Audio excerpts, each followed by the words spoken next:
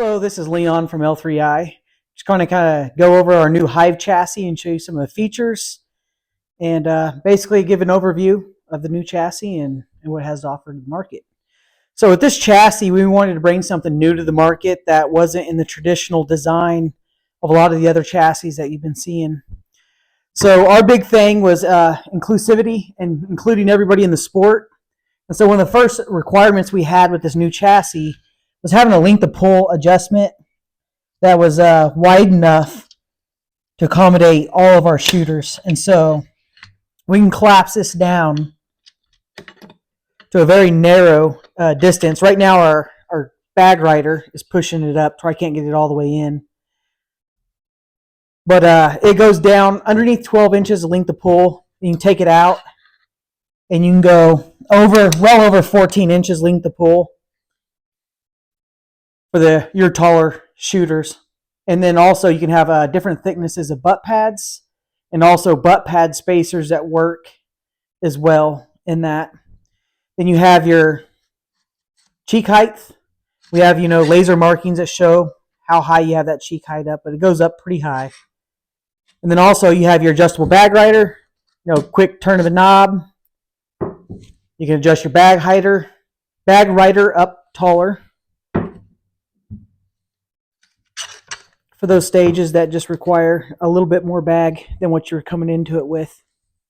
So our grips are going to have a couple different types of grips. We already have a small, a medium, and a large grip designed currently for the different size hands. We have a shorter reach, which gives you that 90-degree trigger finger that everybody's looking for.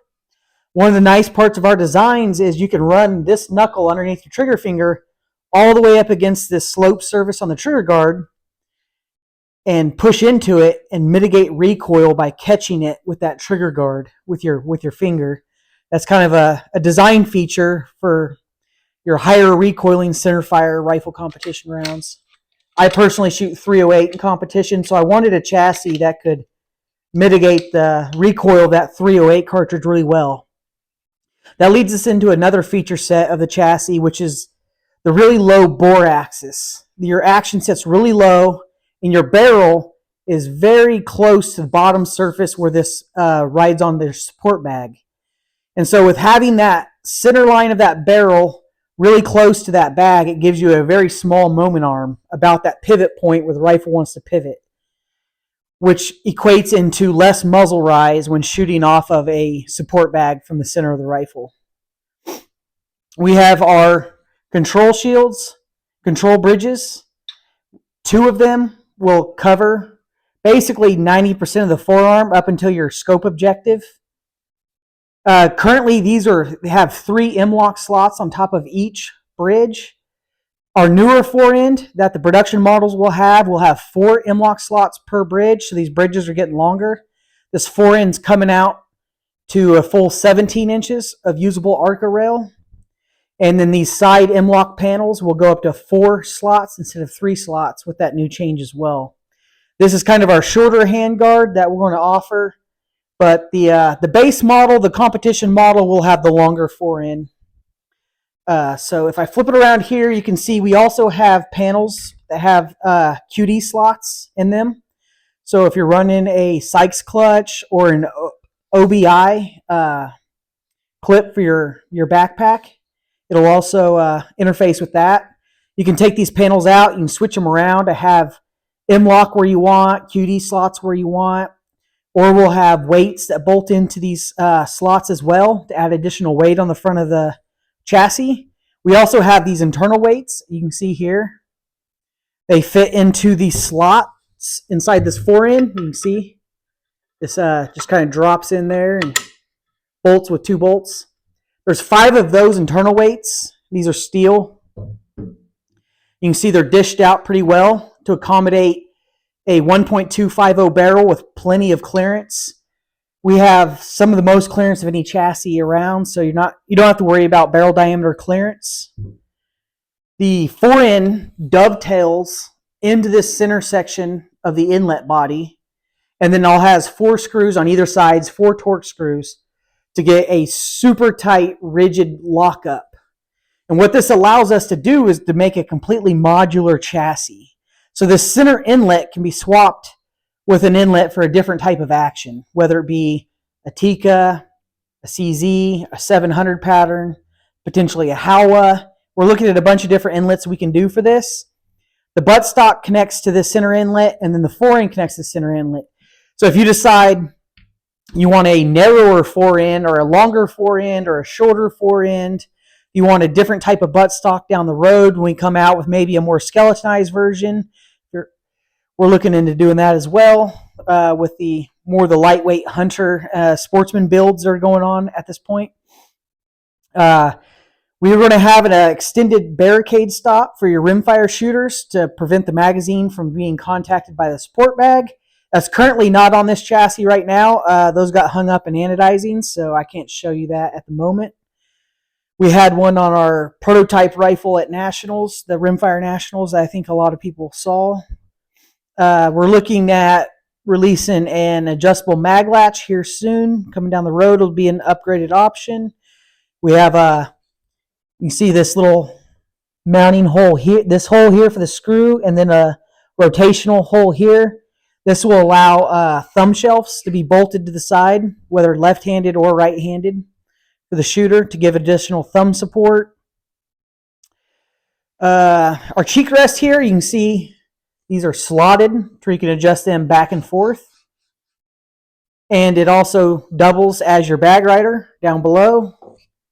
We're going to have extended cheek rest for come out further for somebody who needs more adjustment. Our buttstock here, this has a T-slot in the end of it, which allows for this buttstock to move up and down. Then also you can see in the end of it here, it's slotted to where you can adjust the cant left and right some as well to get that butt pad adjusted for your style of shooting. Our trigger guard has 2 screws you can access through this panel here on both sides. And what that does, you see these screws here, you loosen all 4 of these up, and you can slide this trigger guard back and forth. And you can adjust how tight your magazine sits in the mag well front to back, which is nice to keep your magazine from being able to rock in the chassis and induce feeding errors due to it contacting the bag as well. So if you wanted to run it without our extended barricade stop, you could also tighten up the mag channel where your mag won't move and also mitigate that problem using that technique as well. So we give you a lot of options on how to run the chassis. I currently been fielding this chassis, and it does extremely well for mitigating high recoiling cartridges. It does really well for stability on the bag. It's got a 2.4 inch wide forend, which is one of the widest forends on the market. So it gets a lot of stability setting on your support bag. And with its small moment arm above the bore, it settles really fast on the bag. So when you go take your rifle and you settle on the bag, it has less of this up and down. It settles out a lot quicker than a lot of the other stocks and chassis I've been using in the past, which that equates to time on the clock. Once you get your rifle settled and you get ready and you can close that bolt just a moment quicker, might mean the difference between that, 0.3 and 0.34 seconds at the end of your stage, getting that last shot to count. So it's incremental gains like that that really push the competition level forward. This current shorter forend has this extended spigot. Currently, the production ones will have the option to run a spigot, but they will not come with this spigot. This is kind of an early pre-production model chassis.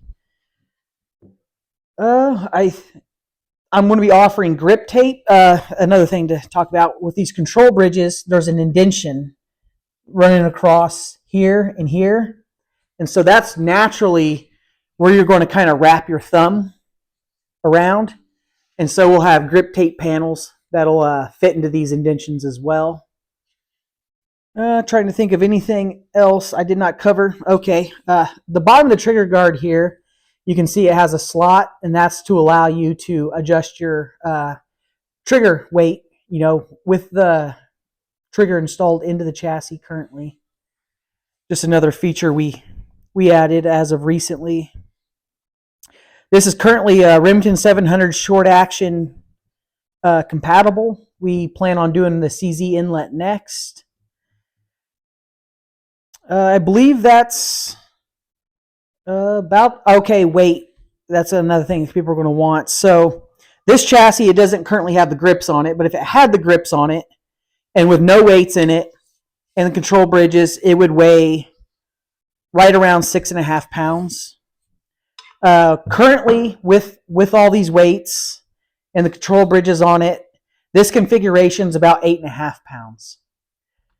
If you add in the brass weight inserts into these slots, it adds about another 2 pounds to it, so you can get it a little over 10.5 pounds at its heaviest. My 308 with a 28-inch barrel in this configuration right here was right around 23 pounds.